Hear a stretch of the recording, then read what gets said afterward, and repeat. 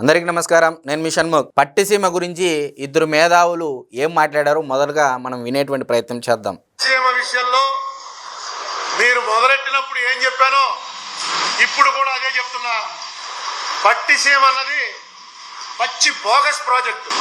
80 TMC నీరు గోదావరిలోంచి సముద్రంలోకి పోయే టైంలో కృష్ణా డెల్టాలోకి మళ్లించి కృష్ణా పంటల్ని కాపాడుతాం అని ఏదైతే వాళ్ళు చెప్పారో, ఏదైతే ఇప్పుడు జరుగుతోందని చెప్తున్నారో అంత పచ్చి అబద్ధం. వరద ఎంత అన్నది కాదు, గ్లాసు నిండిపోయి బయట కారుతున్న టైంలో అందులో ఎంత నీరు పోసినా సరే అది బయటకు వస్తుంది. గ్లాసులోంచి చెమ్ముడు నీళ్లు బయటకు పోయాయా, బకెట్ నీళ్లు బయటకు పోయా లెక్క కాదు. అక్కడ ఉన్నటువంటి గ్లాసు నిండిందా లేదా, నిండిపోయిన తర్వాత దాంట్లో ఏ నీటి చొక్కేసినా అది బయటకే వస్తుంది. మీరు ఎంతసేపు ప్రజలు ఏమాయి చేస్తున్నారంటే, గోదావరిలో 1,00,000 క్యూసెక్ వెళ్ళిపోతుంది సముద్రంలోకి. చూడండి, కృష్ణ ఖాళీగా ఉంది, ఖాళీగా లేదు. పట్టిసీమ అన్నది వారి కిరీటంలో కలికి తురాయి కింద అభివర్ణిస్తున్నారు. ఈవేళకి కూడా నేను సిద్ధంగా ఉన్నాను. పట్టిసీమ ప్రాజెక్ట్ అన్నది పూర్తిగా బోగస్ ప్రాజెక్టు అని నిరూపించడానికి ఎవరైనా సరే చర్చకు వచ్చినట్టయితే నేను సిద్ధంగా ఉన్నాను. నేను ఏవి కూడా నా సొంత థియరీలో లేకపోతే అభూత కల్పనలో తీసుకురాను. దాన్ని భద్రపరుచుకొని మళ్ళా ఇప్పుడు అంబటి రాంబాబు గారు మాట్లాడతారు. పట్టిసీమని స్టార్ట్ చేసి పట్టిసీమ ద్వారా కృష్ణా డెల్టాకి నీరు ఇవ్వాలని నిర్ణయించడం జరిగింది. అంటే ఇక్కడ చెప్పదలుచుకుంది ఏంటంటే, పట్టిసీమ రీస్టార్ట్ చేయబోతున్నాం, అదొక అనౌన్స్మెంట్. ఎందుకంటే నాకు తెలిసి ఒక్కసారి మాత్రమే ఈ 4 సంవత్సరాల్లో పట్టిసీమను ఉపయోగించుకోవడానికి ఒక్కసారి అవకాశం వచ్చింది. అప్పుడు ఉపయోగించాం, మళ్ళా ఇవాళ అనివార్యమైంది.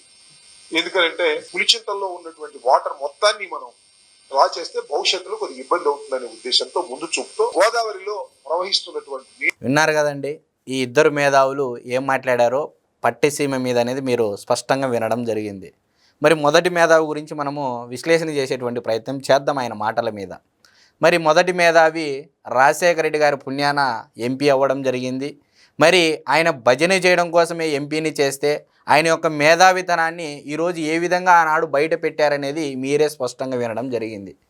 మరి ఈయన మేధావితనాన్ని ఉపయోగించి ఈరోజు భారతదేశంలో కాదు ప్రపంచంలోనే ఎల్నినో పరిస్థితులు ఏర్పడ్డాయి, వర్షాభావం అనేది ఉండదు 2027 వరకు అని చెప్పేసి ఒకవైపు ప్రపంచమంతా కోడై కూత కూస్తూ ఉంటే, ఈయన మేధావితనాన్ని ఉపయోగించి ఆ వర్షాలు ఎందుకు కురిపించమని చెప్పేసి నేను కోరుతా ఉన్నా ఉండవల్లి అరుణ్ కుమార్ గారిని. అయ్యా, మీరు మేధావి అనే పదం పెట్టుకున్నది కేవలం రాజశేఖర రెడ్డి గారికి భజన చేసేందుకు మాత్రమే తప్ప ఈరోజు ఆ పట్టిసీమ ఎలా ఉపయోగపడింది అనేది ఇక్కడ తెలుగుదేశం పార్టీ వాళ్ళు లేకపోతే నేనో లేకపోతే ఇంకోరో చెప్పే మాటలు కాదండి. వైఎస్ఆర్సీపీ పార్టీ మీ యొక్క గురువు అయినటువంటి రాజశేఖర రెడ్డి గారి యొక్క కుమారుడు ప్రభుత్వంలో నీటి జలవనరుల శాఖ మంత్రి అయినటువంటి అంబటి రాంబాబు గారు స్పష్టంగా మాట్లాడారు. మరి ఆయన మాటలు కూడా మీకు వినిపించడం కూడా జరిగింది. మరి ఈ వీడియో మీరు చూసినట్లయితే ఖచ్చితంగా అంబటి రాంబాబు గారు ఏమి చెప్పారో స్పష్టంగా మీరు విని మరి చర్చకు సిద్ధమా అని చెప్పేసి నేను అడుగుతా ఉన్నా.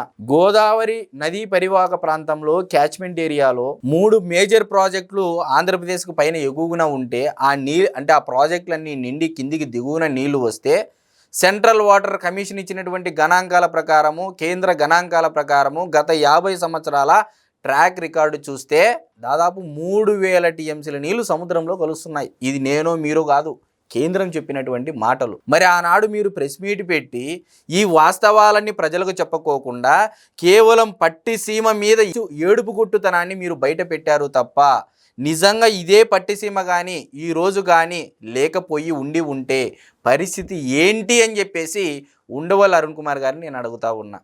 మరి ఇదే పట్టిసీమ ద్వారా గత 10 సంవత్సరాల కాలంలో 450 టీఎంసీల నీళ్లు కృష్ణా డెల్టాకు తీసుకొని రావడం జరిగింది. మరి దాంట్లో దామాషా ప్రకారం తెలంగాణ రాష్ట్రానికి ఎన్ని వెళ్ళాయి, మరి దామాషా ప్రకారం రాయలసీమలో అంటే శ్రీశైలం ప్రాజెక్టు నాగార్జున సాగర్లో స్టోరేజ్ చేసినటువంటి ఎన్ని నీళ్లు రాయలసీమకి ఇవ్వగలిగారు? మరి దీనిపైన ఏ ఒక్క రోజైనా ప్రెస్ మీట్ పెట్టి ప్రజలకు అర్థమయ్యే విధంగా చెప్పారా మీ మేధావితనాన్ని ఉపయోగించని చెప్పేసి నేను మీడియా ముఖంగా అడుగుతా ఉన్నా. మరి ఆనాడు పట్టిసీమ పెద్ద బోగస్ ప్రాజెక్టు. అదే పట్టిసీమ ద్వారా దాదాపు కృష్ణా డెల్టా ఆయకట్టు స్థిరీకరణ చేసిన తర్వాత ప్రభుత్వ గణాంకాల ప్రకారము 1,00,000 కోట్ల పైమాట ఆదాయం వచ్చింది రైతులకి అనేది మీరు గమనించుకోగలరు అని చెప్పేసి ఉండవల్లి అరుణ్ కుమార్ గారికి చెప్తా ఉన్నా.